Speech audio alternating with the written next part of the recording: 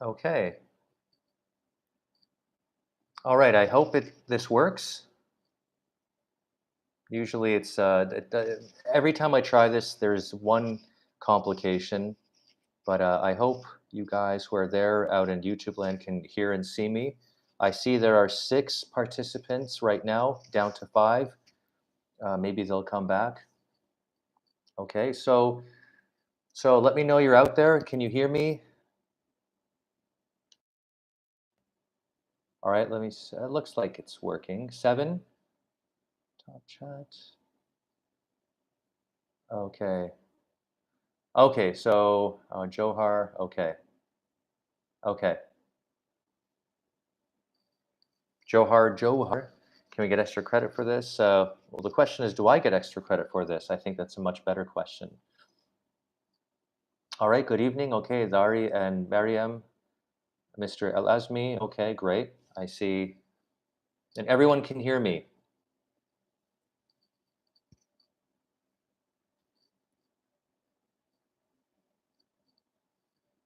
Okay. Okay, great. Okay, so let's get the ball rolling. Johar, always with the philosophical questions. Okay, great. Okay. So, who wants to get the ball rolling? I think I covered pretty much everything you need to know on Sunday. Okay, Fatum, okay, hello to you too. So, I don't know if you have any outstanding questions or you just wanted to see my face or you want to chat about something.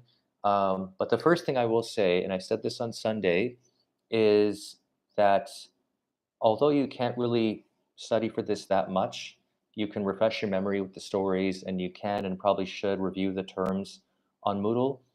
If you've been coming to class regularly, and by this I mean not necessarily every day, but most of the time, and you've been paying attention to what's going on, you nothing on the exam should come as a surprise.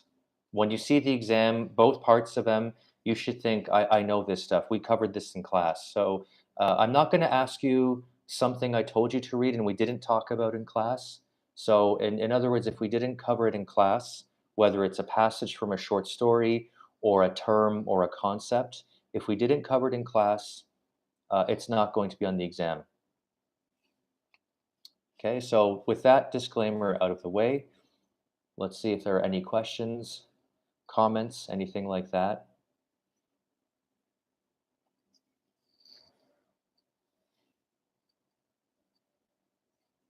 Yes, Abdullah, okay. All right, so we go over the terms. There are quite a few terms. If you have any specific questions, okay, if you have any specific questions about a term, I'd be happy to go over that with you, but there are way too many terms to go over. Um, let's see.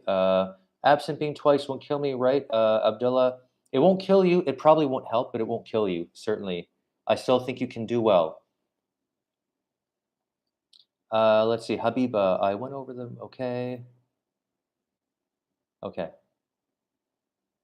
Okay, so the stuff about Marxist criticism, uh, you don't have to worry about that, but it's good to keep in mind very briefly, what does a Marxist approach to or Marxist criticism consist of? So, biographical criticism consists of looking at a story or a poem and trying to interpret it or illuminate it by looking at the author's life and seeing how we can explain the story or the poem by looking at the author's life.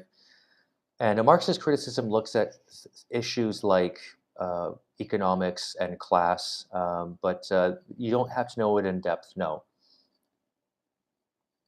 Okay, Nagam, can you go over the points of view, please, especially the different types of third person? Okay, good question. Okay, so we talked about this with every story is a narrative, and narratives have narrators. And we have first person narration sometimes, and a good example of this is Bartleby. Okay, we are told the story from the point of view of the lawyer, and he's also an unreliable narrator. Okay, so whenever there's a first person narrator, we got to be a bit careful. Do we ever know more than the narrator, the person telling the story? And then we have third person, of course. Third person narration. When it's this, she did this. The lottery is a good example. But in or the different kinds of there are different kinds of third person narrators. We have omniscient, which means all knowing. So, in other words, when the narrator knows what everyone's thinking and feeling, that's an omniscient narrator. Or little did he know that blah, blah, blah. That's an omniscient narrator. But then you also have a third person limited narration. So it is limited to the narrator doesn't really know that much or knows only as much as one character might know. And then you have third person objective. The lottery is a good example of this. And it's objective because it's third person, but the narrator doesn't seem to know that much. The narrator just sort of tells us what's going on, almost like a documentary. And some of you have talked about this in your papers, how the third person narration in the lottery is objective and it's very just here's what happens. We don't see any motivation, what someone was thinking or feeling. So I hope that helps. So those are the main kinds. You have the third person limited, objective, and omniscient. Okay, let's see here. Um, Plot and theme. Okay. Plot is, we often use plot to distinguish between the sort of the bare sequence of events, which is like a chronology or a chronicle, versus a plot, which is the arrangement of events in a story.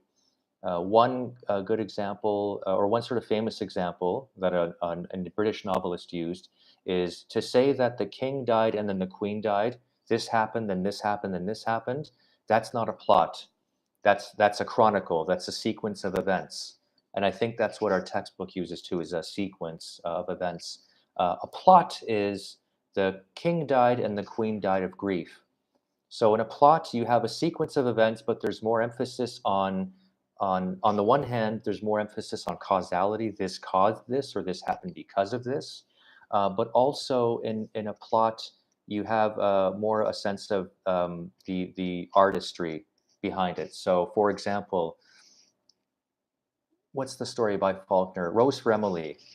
Okay, Rose for Emily starts in medias res, in the middle of things, with the funeral of Miss Emily, and then we go back, and then we have flash forwards and flashbacks. So it's not a case of this happened and this happened and this happened. Okay, so think about more what happens in a story and why, and especially how is it arranged by the narrative. Okay? Theme, very simply, a theme is a central idea that is raised by a work of fiction or a poem. Okay, and as you know, works of fiction and poems, they can have multiple themes. So, for example, one of the themes of the story of an hour is marriage, independence, right? Often these short words or phrases, these are ideas that are raised by the work, not necessarily the moral that is raised by a work. Like sometimes people interpret theme as message. You could do that, but I think theme is more what are the sort of the ideas that the work deals with, right? So that's the basic definition of a theme. Fable, Miriam asks if we get in the exam the question, what is a fable? I just said it is a short story. That is my answer, correct? Okay, I'm glad you asked that. That is, it is and it isn't correct. Fables are very, very short stories. Okay, so the two we looked at are the ones by Chuang Tzu from China and the North and South Wind, I believe, by Aesop. These are very old stories from thousands of years ago. They're very short. You can read them in probably a minute or two at most. And oftentimes we tell them to children, we still do. And they are very old, very, very short tales that have a moral. Okay, uh, so so you have, and I have to correct myself. The North and the South Wind is a fable. You have a very short old story that has a very clear moral. Okay, like it's a message. Oftentimes, though, you have either animals as characters or inanimate forces as characters. So the north and the south wind, or actually it's the sun and the north wind, excuse me, or you have the fox and the grapes. You'll have turtles talking to each other. Those are fables, okay? So you can see how that's different from a story like A Rose for Emily. Yes, they're both stories, but that's where the similarity ends. So there are many differences. A parable is related to a fable, but that's different. So I'm not sure if you guys remember the difference between a fable and a parable, but Jesus was very fond of teaching in parables, and Chuang Tzu, which we read, the one about the turtle wagging its tail in the mud, that's a parable.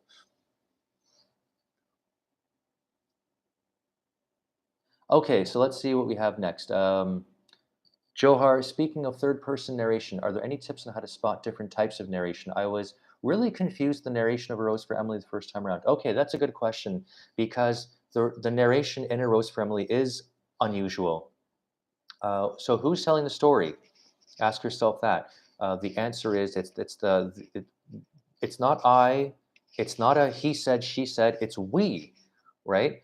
So we have a we, a first person plural or collective narrator, and it turns out to be the entire town, right? And I think Faulkner does this to good effect. He does this, I think, for several reasons.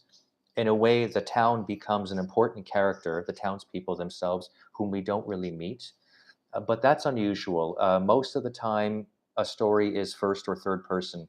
Bartleby, it's told in the first person by his boss, his lawyer. The bamboo stalk, which I'm sick of talking about and reading. We're reading it right now in my univ class. That's first person, right? Isa, Jose slash Isa, he tells the story to us. Story of an hour, we have this narrator who is apart from the action. Louise Mallard had a heart defect. This happened, then this happened. Richards was too late. That's third person. Okay. So just ask yourself who is telling the story. If it's an I telling the story, then it's first person. If it's not, if they're using pronouns like he said, she said this, that's third person. Abdullah, does second person narration exist? It does, but it's very rare because the second person in grammar is you. Okay, let me point to the screen more directly. Okay, it's you.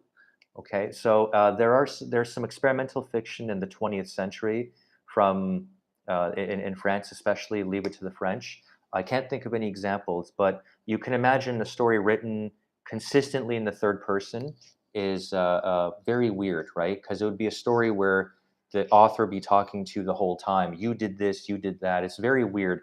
So it does exist, but it's very rare. I won't ask you about that, but it does technically exist. So theme, okay. So yes, Johar, yes. So theme is not the setting. Yes, you're right. So theme and setting, they can be related, but they're different. Setting is simply where and when does the story take place? And as we discussed, this can be a specific time or place, but it doesn't have to be. Okay, so in Rose for Emily, or not Rose for Emily, the story of an hour, for instance, we are not given a specific time and place, but we know it takes place somewhere in the U.S. in the late 19th century in a house. Okay, so there's not much going on there, although some people like to talk about why it's significant that the entire story takes place in one house, and in fact, in two rooms. The whole story takes place in two rooms. Whereas something like The Yellow Wallpaper also takes place in late 19th century America, and we talked about the historical context, why this might be significant, and why it takes place in a colonial mansion that has long been deserted and all that stuff. Okay, let's see here. Okay, dynamic character. Dynamic, okay, Habiba asks a good question. Dynamic characters are the same as round characters, right? I kind of wish I did this earlier because you guys are giving me some good ideas for questions for tomorrow's exam, but I have finished it, so I'm not going to change anything. And some of your questions are actually a bit more complex than the ones I'm asking. To answer your question, Habiba, round character. Well, first of all, what is a round character? A round character is distinguished from a flat character. Flat characters are two-dimensional. They're like stick figures, and a lot of older fiction typically you have flat uninteresting characters who don't seem to have any depth to them, right? Whereas a round character is one who we has a personality, one who um, seems almost real to us, right? Dynamic character is one who changes. So they are related, but they're not always the same.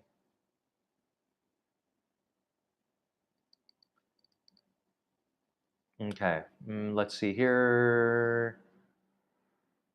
I see Johar and Abdullah are having their own discussion, which is great. Roa asks, what is the difference between external and internal conflicts? Okay, so external conflict. So most stories, and even in most poetry, in fact, has there's some kind of conflict going on. Now, it can be an external conflict, like a physical confrontation of some kind, someone kills someone else or something like that. Um, or it can be an internal one. So, an internal conflict would be someone struggling against themselves or someone struggling against society or something like that. They're struggling against ideas and gender roles and things like that, right? But if someone is sort of, it's more external, which is rare in literary fiction. External conflict is more I don't know, like a superhero movie. That's an external conflict, right? Good versus evil, that sort of stuff. Okay, ooh, I feel like I've been talking for about 10 minutes straight. Okay. Is the topic of proems, which we haven't talked about a proem, but poetry and fables relevant to Mark's case. Some of the vocabulary maybe. I mean, we've talked about some of the basic, and we haven't finished yet, but some of the basic vocab from poetry. Some of that might come up. Reem asks, so what happens in a yellow wallpaper is an example of an internal conflict, right? I won't ask you what the difference is between an internal external conflict, so don't worry about that too much. But I think in the yellow wallpaper, yeah, it's a bit of an external one, but it's mostly internal, right? I mean, most of the time she's sort of struggling against herself, really, and her gender role, right? If a private symbol because okay, oh, I see Nagam has a question. Can you explain the term zeitgeist again? Okay, so this is a term I love to use, and you've probably heard it somewhere else. It's widely used in cultural analysis and film and TV and all that history. Generally, the history of culture. Zeitgeist is a German word which literally means the spirit of the age, the ghost of the age. So, what is the spirit of the age? So, time periods, decades, and centuries have a zeitgeist, right? Like what was in the air. So, for example, to give a silly one, in the 1990s, boy bands were very much part of the zeitgeist, the spirit of the age. For whatever reason, we had a lot of boy bands back in the 90s, but we don't have them anymore. They sort of disappeared, right? So what was in culturally, what was in the air at the time in the 1890s or the 1950s or something like that. So to give an example from our own class, I think after just after the um, not yellow wallpaper, excuse me, the lottery was published in 1948. This was just after World War II happened, all the horrors of the Holocaust and so on, the atomic bombs in Japan. But in the 50s, there was also something, there was a lot of paranoia about the Russians and the communists, and they're going to invade us or they might nuke us. So there were a lot of fears people had that we don't have anymore. One of them was that there was something called the Red Scare in the United States in the 50s. And also, there was a lot of, I think, fear over, um, how shall I say, the sort of fear of conformity as well. There are TV episodes that have similar themes as the lottery from that time period. So these fears, uh, real events, but also these fears were part of the zeitgeist of the 1950s, which have changed. To give you another example, Terminator 2, which came out in 1990, is a great film. I think it was ahead of its time. But one of the things it explores is the zeitgeist in the early 1990s, which was before most of you guys were born. But this fear of technology, that we got to be careful, computers and all that will take over us if we're not careful. Ironically, even though we are all on our smartphones, Uh, there doesn't that doesn't seem to be part of the zeitgeist anymore. This fear of technology taking over us, but it was very much part of the zeitgeist when I was a kid. So I hope that explains the term zeitgeist. Uh, let's see. Okay. If Habiba asks, if a private symbol becomes well known, does it become a public symbol? I guess over time. What I meant by a private symbol is, I don't know if we have really an example, but there is a story in our anthology called The Birthmark by Nathaniel Hawthorne. And if memory serves, this scientist, he has a daughter who has a birthmark, and he tries to get rid of it. And the birthmark itself, I mean, a birthmark in real life doesn't mean anything, and a birthmark can look like anything. But in the story, the birthmark becomes a symbol, right? But I guess if you go back far enough and enough writers use the same symbol, private symbol, in their works, then eventually it might become public. I'm not sure how that works, but what I mean by public symbols, I mean these public symbols have been around for a long time. So lions, for example, have symbolized leadership and courage for thousands of years. But a private symbol is one that is specific to one particular work of literature. A lot of Z words going on. No, Zeitgeist is a German word. Zenith is a Greek word. Zenith means, of course, the highest. And I believe it's a term from astronomy, the zenith of the orbit, for example. I don't remember the etymology, but the two terms are not related. Let's see here. Chekhov's gun. Okay, good question. And this is something that comes up a lot in film analysis. Chekhov was a 19th century, 19th century short story writer and playwright. And he said that if you show someone holding a gun, or you show someone, let's say, nailing a gun on a wall in Act One, it must become significant. Okay, so in other words, something when you see like a small detail in the beginning of a story, especially, it can and often does become significant later. So in the case of the lottery, we see the kids in paragraph two are playing with rocks. That's, I think, an example of Chekhov's gun. They're not playing with rocks just for fun. It becomes significant later on.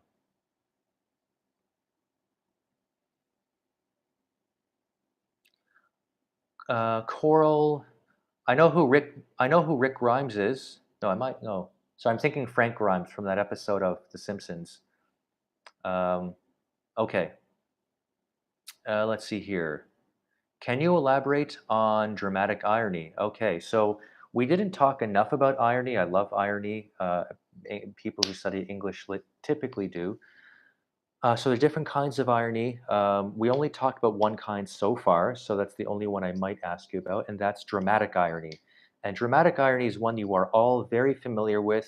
If you watch any sitcom, Friends, I was just watching.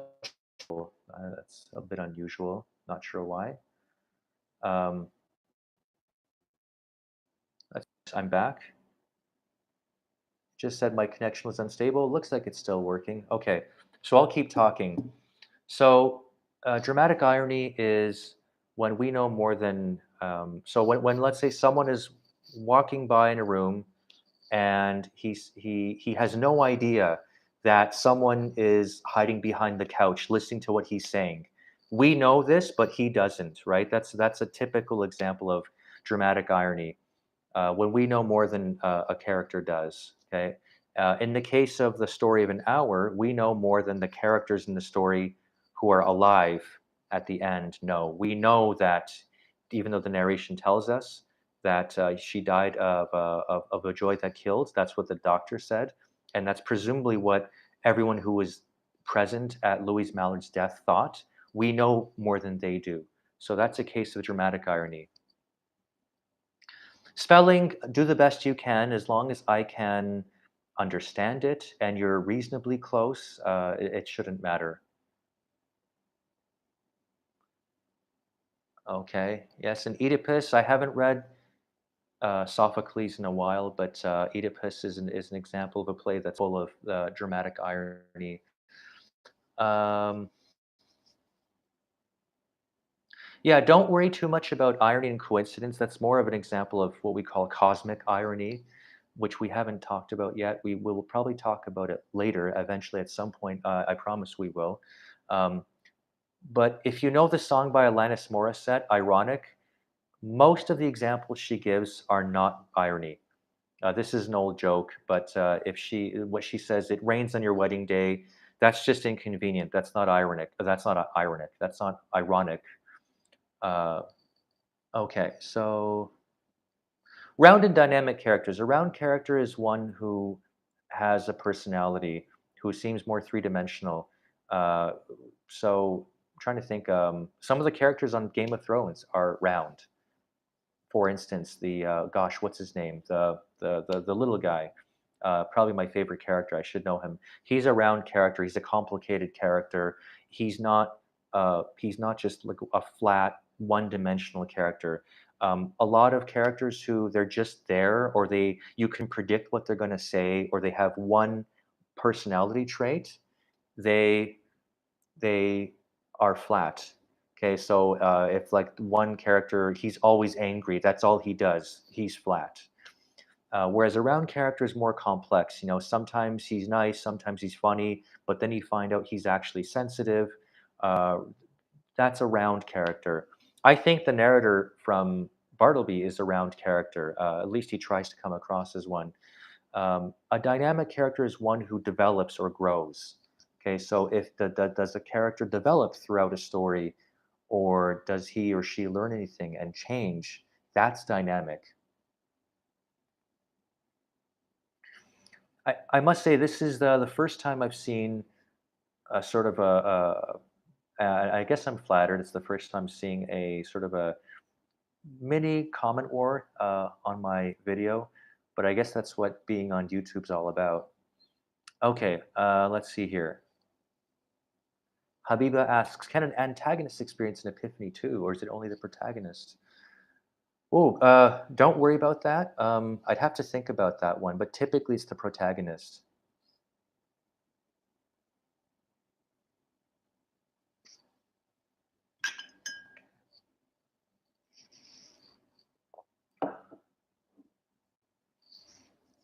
Okay. I think next time what what I'll do is we'll have Johar and Abdullah just have their own sort of um, live stream on YouTube, and they can go at it.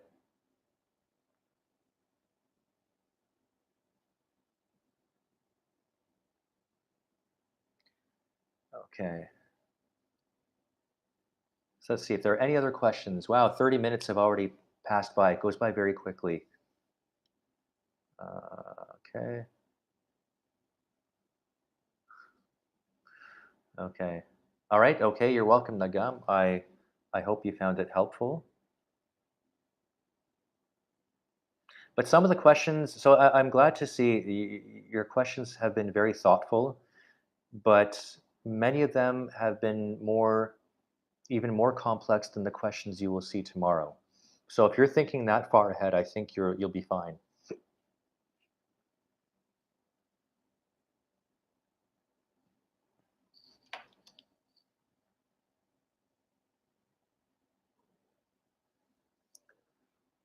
Okay. So might stick around for another minute or two to see if anyone else has any questions. Habiba. Oh, you're welcome, Habiba. I'm glad you found it useful. Johar. I think so. I mean, I don't want to say don't worry about it and then have someone flunk because they didn't care, but I think you were fine. Can anyone answer that question for Mr. El Azmi? Since I was absent on Sunday, what story should I study for tomorrow? Well, you're responsible for everything on the syllabus, so I'm not sure what else to tell you. But you don't need to know everything, but at least know a few of the texts well. Nagam asks, okay, Joe the Incredible, hello. When we describe a term or concept, we don't have to use keywords. Yeah, yeah. In fact, I would prefer if you just gave me a definition in your own words. What some students do, not a lot. Some students in the past, they've memorized the definition, which is kind of impressive, and then given me like word for word definition of something they memorized. I would much rather you tell me in your own words what something is, because then that shows me that you understand it and didn't just memorize it. So I would prefer it if you just give it to me in your own words, and as long as I can see that you understand what a theme is, for example, you'll be fine. Roa asks, so just to double check, tomorrow we'll cover the terms and Thursday the stories. Yes, tomorrow will be all about terms and concepts, and these are all ones that we discussed in class and ones I included on Moodle. So if it's not on Moodle, I'm not going to ask. And on Thursday, I will give you passages from some of the works we read and ask you to comment on them. So tomorrow is just concepts and terms.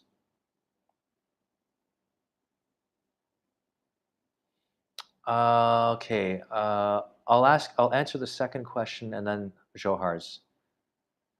All right, Mr. El Azmi, I will hold you to that. Let's see. Historical context. Okay, so context in general. What does context mean? So context is sort of the what surrounds something, right? So what is, or so for example, what is the context of a story? What was going on? If you're talking about historical context, what was going on at that point in history? So if a story was written in 1945, the historical context, it was, what was going on in the world back then. You had World War II had just finished, for example. That's a pretty big deal. Or in the case of, let's say, the story of an hour, which was written in the late 19th century, so late 1800s. We talked about how the historical context tells us things like, well, at the time, most women, in fact, all women, had very specific roles in society. They could and couldn't do certain things, and also women's medicine. We had some very weird ideas about medicine in general, but especially women's medicine was very strange. So historical context would look at the time and place, not the setting, but the time and place the story was actually written in. So when was the story published? Where? Yeah, a very good. Joe the Incredible gives a good example. So in A Rose for Emily, the historical context would be, actually the historical context of the story would be, yes, it's after the Civil War. So this big event that had taken place in the U.S. And yes, the doctors used to prescribe heroin. As I mentioned, there was an Austro-Hungarian doctor in 1870, I believe, who had a radical idea that doctors should wash their hands with soap and water before delivering babies. And that was a radical idea, so radical, in fact, that he was forced to leave the profession. And that wasn't that long ago. Okay, so that's historical context. We don't have to memorize anything. Well, you don't have to do anything. You don't have to memorize, but you do have to understand and be able to give me simple definitions or simple answers to questions I ask you about the terms we covered. Ideology, that's a good one, but don't worry about that one. That's kind of complicated. Okay, you don't have to. Yeah, I would underline, Johar, you don't have to do anything. In the same way, you don't have to come to class. I tell students this, but you should if you want to do well.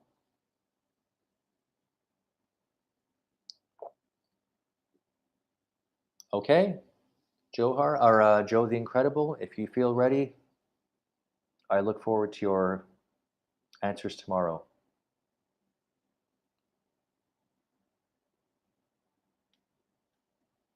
I'm not going to ask you who wrote the yellow wallpaper, for example. I'm not going to ask you that stuff tomorrow.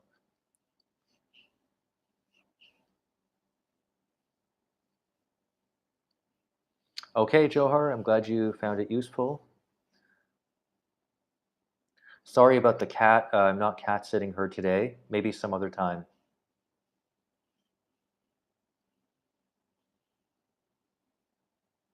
Okay, so it's been 35 minutes. Okay, Abdullah, you're welcome. Thank you for your contribution.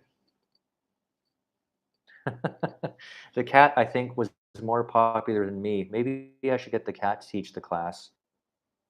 This video. Okay. I'll keep that in mind for the next one.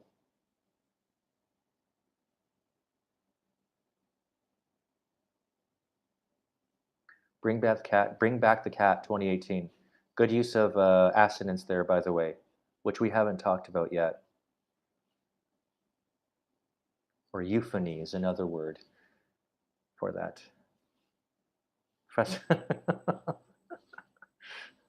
Yeah, I think I'll just have the cat, and the cat's name is Haboob, by the way, which I assume is related to the word Habibi, but I'm not sure what it means. Maybe you guys can tell me. Those are poetry terms we haven't covered yet, Johar, but don't worry.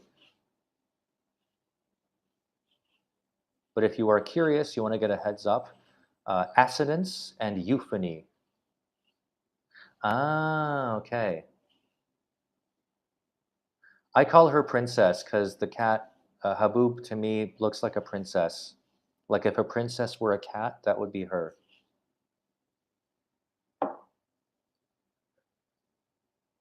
Okay, great. Ah, okay.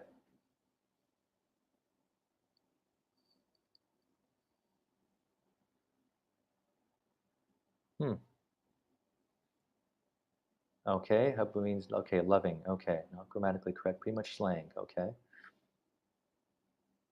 Who is very educated or informational? I'm wondering. The cat?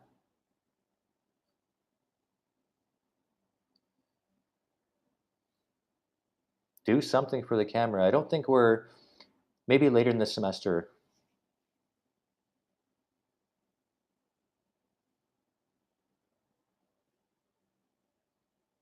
Aha. Mm.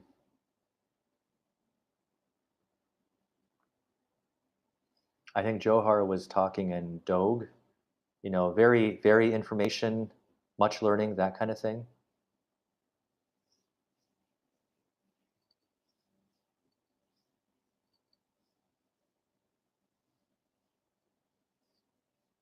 Okay, well, it looks like, wow, we still have 12 people signed up, 13 in fact. That's pretty good. That's more than some people have in a class. Spotted memeing. I haven't seen the Dogue meme in a while, but that's what it reminded me of.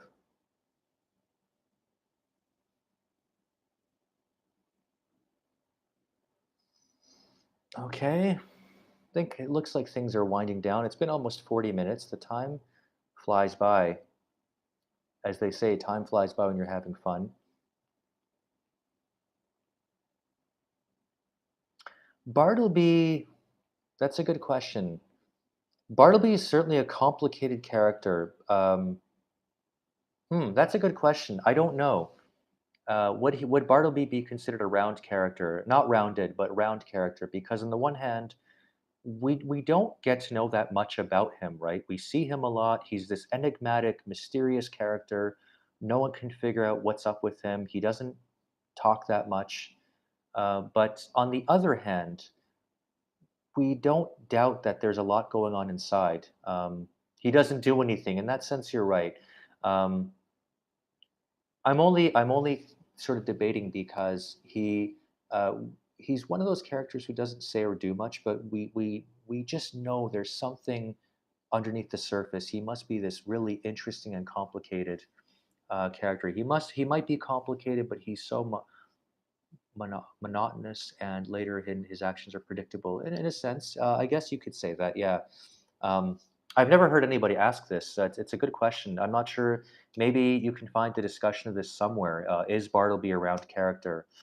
Um, I guess the answer would probably be no. Certainly a complicated and mysterious one. Yes. What defines a stanza?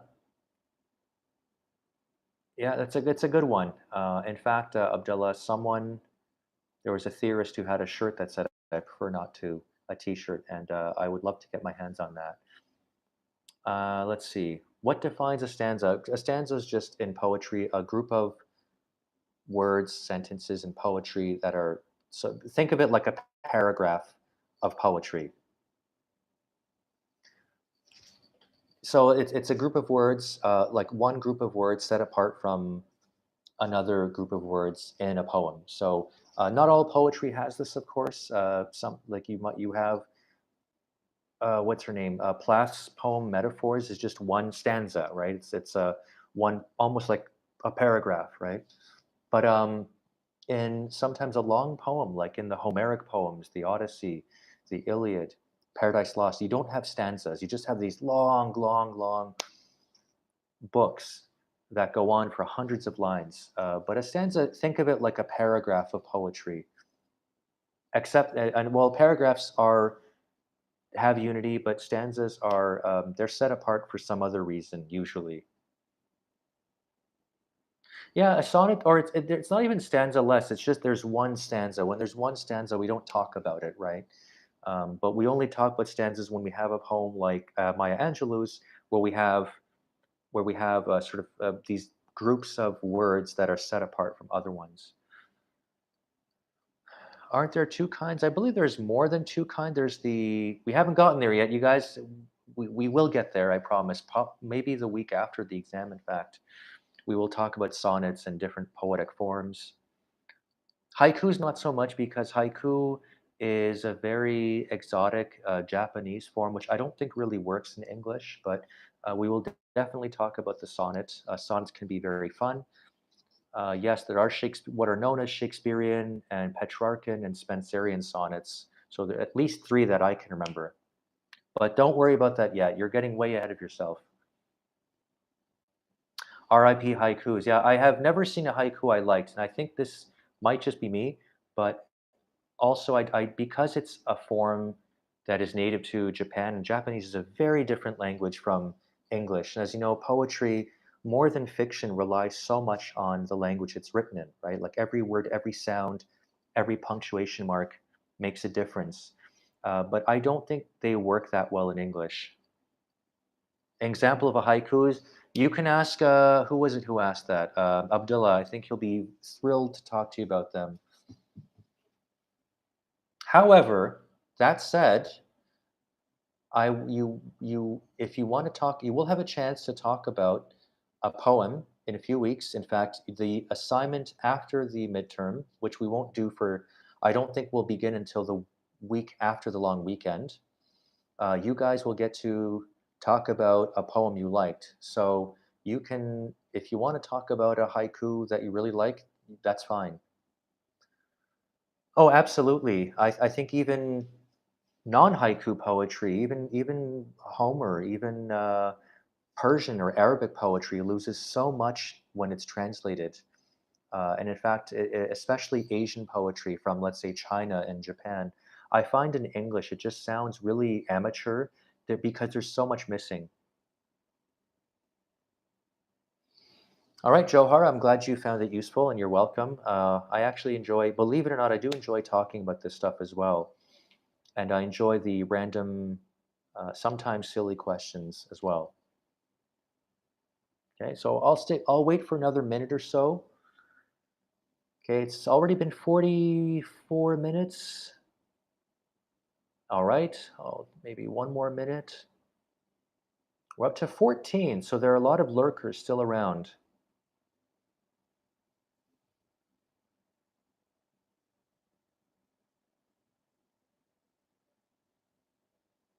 Okay. Yeah, it turned out to be a class, yep. But sometimes I find, well, that's well said, Abdullah. I don't enjoy it all the time, but one thing I do enjoy is talking about literature and ideas with students who care, and that's the part of my job that I probably like the best, in fact. But you're right. Sometimes we got to remind ourselves. Okay, can we give an example of an Arabic poem? I'll get back to you on that one. But again, don't think about it yet. Once you write the midterm, then you'll have time. Oh, I enjoy this class all the time. Yeah, don't get me wrong. I'm not crazy about the time, I'm not a morning person, but I always is grading is not that much fun, but we can't have everything.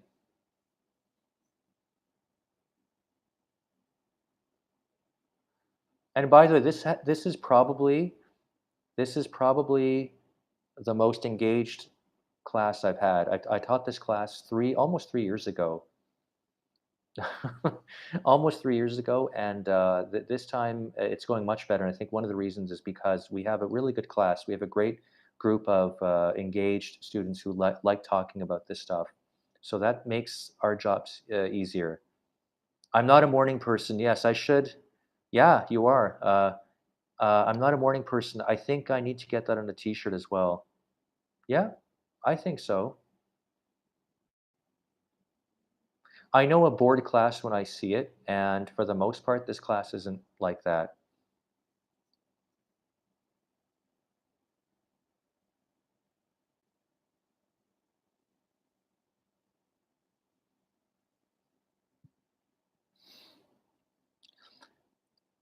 Points to Mr. Elasmi for the predictable joke about being engaged.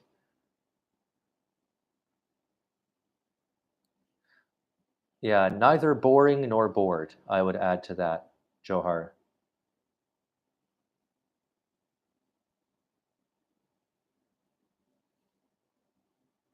Okay, maybe another 30 seconds. I'll see if anyone else has any questions. I think we're probably done. I haven't gotten one in maybe 5 minutes. Uh-huh, okay, fair enough. Probably won't happen. I've done this maybe 5 times in the last couple a year and a half or so, and usually by the 45-minute mark, it starts to calm down. People are still around, but you can tell that it's winding down. People aren't asking anything anymore. So, um, but I'll stick around for another 30 seconds or so.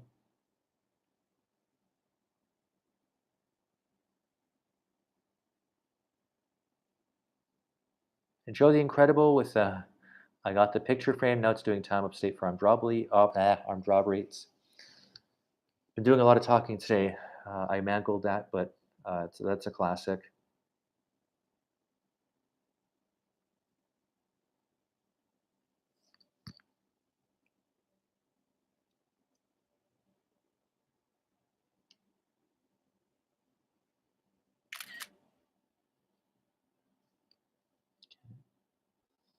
All right. Yeah, good question. I haven't thought that far ahead. I'm not even sure how that works, to be honest. I know YouTube's come a long way since I started watching it, but I don't know.